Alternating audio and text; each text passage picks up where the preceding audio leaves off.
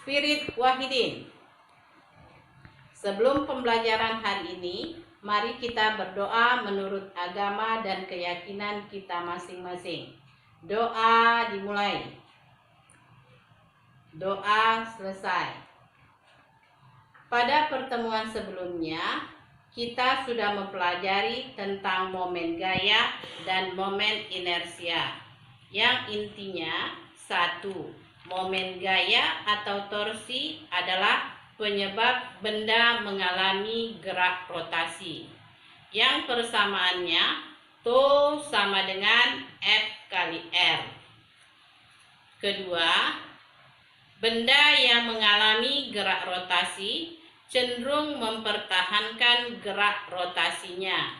Kecenderungan benda disebut dengan momen inersia.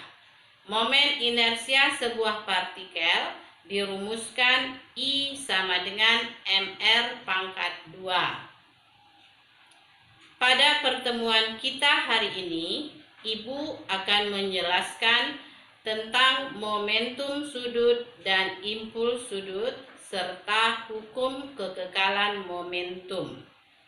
Setelah mempelajari materi ini, Ibu berharap anak-anak dapat 1. Menganalisis persamaan momentum sudut dalam bentuk persamaan besaran-besaran fisika. Yang kedua, mampu menganalisis persamaan impuls sudut dalam besaran-besaran fisika. Yang ketiga, mampu menganalisis persamaan hukum kekekalan momentum dalam besaran-besaran fisika. Yang ketiga, momentum sudut dan impuls sudut. Yang pertama kita pelajari terlebih dahulu adalah momentum sudut. Momentum sudut lambangnya L besar. Momentum sudut sebuah partikel yang berputar terhadap sumbu putar itu didefinisikan sebagai hasil kali vektor momentum linear partikel terhadap vektor posisi partikel ke sumbu putarnya. Dengan persamaan L sama dengan R kali P. L-nya momentum sudut, P-nya momentum. Momentum sama dengan M kali V sama dengan M kali omega R. Kalau kita substitusikan persamaan momentum ke dalam persamaan L sama dengan R kali P, diperolehlah persamaan L sama dengan M kali VR sama dengan MR kuadrat kali omega sama dengan I kali omega. Jadi kalau kita sederhanakan persamaan momentum sudut itu adalah hasil kali momen inersia dengan kecepatan sudut. Momentum sudut termasuk besaran vektor. Jadi dia tergantung kepada arah. Untuk menentukan arah momentum sudut, kita menggunakan aturan tangan kanan. Aturan tangan kanan ini yang pertama adalah keempat jari tangan kanan dirapatkan sebagai arah gerak rotasi. Yang kedua, ibu jari ditegakkan sebagai arah momentum sudut. Jadi arah momentum sudut itu ditentukan dengan arah jempol yang berdiri. Aturan tangan kanan ini sesuai atau analog dengan aturan perkalian silang pada vektor.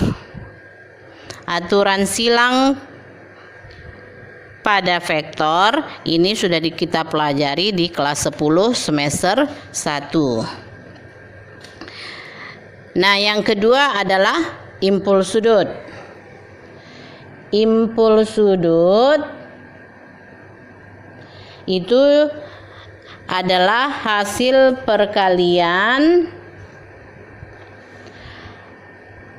momen gaya dengan selang waktu, atau I sama dengan T kali delta T.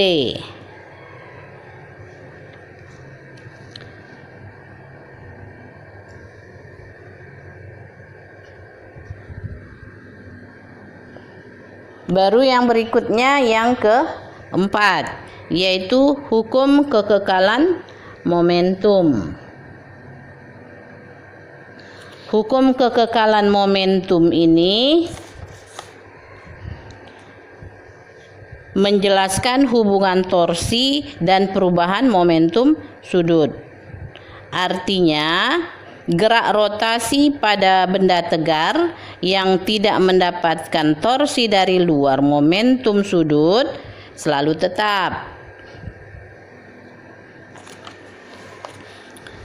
Dengan kata lain, hukum kekekalan momentum sudut adalah jika tidak ada momen gaya luar yang bekerja pada suatu sistem yang mengalami gerak rotasi, maka momentum sudut sistem selalu tetap. Ini ditulis dengan persamaan sigma L sistem sama dengan 0.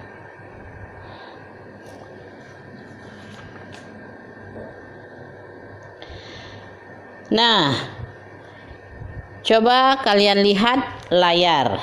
Di layar di situ ada, kalian lihat analogi besaran translasi dan rotasi. Nah, di situ ada, kalau pada translasi ada perpindahan linear lambangnya S, sedangkan pada rotasi dia adalah perpindahan sudut lambangnya theta. Hubungannya theta sama dengan S per R. Nah, besaran yang kedua, kecepatan linear, lambangnya V. Sedangkan pada rotasi dia menjadi kecepatan sudut, lambangnya omega. Hubungannya adalah omega sama dengan V per R. Yang ketiga, percepatan linear. Kalau pada translasi sedangkan pada rotasi percepatan sudut alfa. Hubungannya rotasi dan translasi adalah alfa sama dengan A per R. Massa lambangnya M. Itu kalau pada translasi. Sedangkan pada rotasi momen inersia lambangnya I. Nah, hubungan rotasi dengan translasi itu adalah I sama dengan MR kuadrat. Yang keempat, gaya. Gaya pada translasi adalah F. Sedangkan pada rotasi momen gaya T lambangnya. Hubungannya T sama dengan R kali F. Nah, kalau pada translasi berlaku hukum 2 Newton, sigma F sama dengan M kali A. Sedangkan pada rotasi berlaku sigma T sama dengan I kali alfa. Momentum linear pada translasi adalah P sama dengan M kali V. Sedangkan pada rotasi menjadi momentum sudut, yaitu L sama dengan I kali omega. Ulangi ya, L sama dengan I kali omega. Hubungan rotasi dan translasi itu menjadi L sama dengan R kali P atau sama dengan R MV. Berikutnya adalah energi kinetik. Energi kinetik pada translasi adalah EK sama dengan setengah MV kuadrat, sedangkan pada rotasi EK sama dengan setengah I omega kuadrat. Sesudah energi kinetik, berikutnya adalah usaha. Usaha itu kalau pada translasi F kali S, sedangkan pada rotasi usaha sama dengan tau kali theta. Yang terakhir besarannya adalah daya. Ini adalah persamaannya P sama dengan F kali V. Sedangkan pada rotasi P sama dengan tau kali omega. Nah, itulah persamaan analogi besaran-besaran translasi dan rotasi. Nah, itu bisa kalian lihat pada layar. Ya, jadi bisa kalian lihat di situ hubungan antara besaran translasi dan besaran rotasi. Jadi ini semua harus kalian ingat dalam kepala, karena ini selalu ada kita jumpai dalam soal-soal perhitungan dalam fisika. Sebelum kita mengakhiri pembelajaran kita hari ini, Ibu pertegas kembali. 1. Benda yang mengalami gerak rotasi memiliki momentum sudut yang besarnya L sama dengan R kali P. Besar momentum sudut L dapat ditulis L sama dengan M kali V kali R sama dengan I kali omega.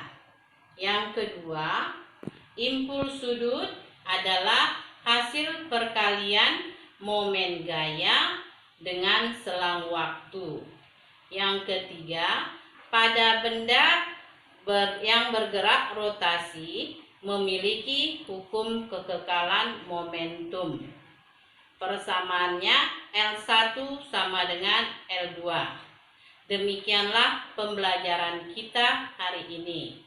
Semoga anak-anak dalam keadaan sehat walafiat dan tetap semangat belajar. Selamat pagi, sampai jumpa di pembelajaran minggu depan.